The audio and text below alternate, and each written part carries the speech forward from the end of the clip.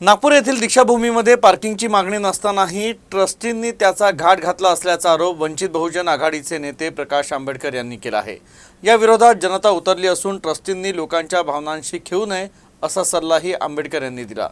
या पार्किंगला वंचित बहुजन आघाडीचा विरोध असून आंदोलनकर्त्या जनतेच्या पाठीशी वंचित बहुजन आघाडी असल्याचंही आंबेडकर यांनी स्पष्ट केलं।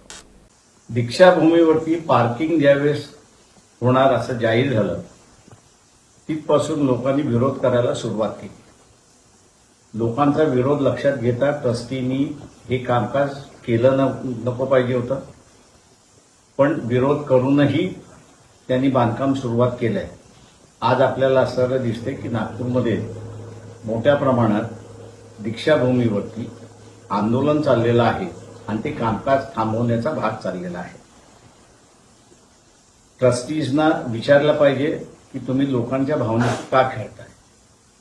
दीक्षाभूमी ही शासनाने दीक्षा घेतली म्हणून तिथे एक स्मारक उभं राहावं असं त्या ठिकाणचं आहे। विजयादशमीला लाखो लोक येतात याच्याबद्दल दुमत नाही, पण त्यांनी कधीही आम्हाला पार्किंगला जागा मिळत नाही अशी तक्रार केलेली नाही। त्याच्यामुळे हे कमर्शियलायझेशन जे चाललेलं आहे दीक्षाभूमीचं हे थांबवण्याचा भाग नागपूरची जनता करते। ट्रस्टीजना आम्ही असं आवाहन करतोय की तुम्ही हे थांबवा, पार्किंगची काहीही गरज नाही।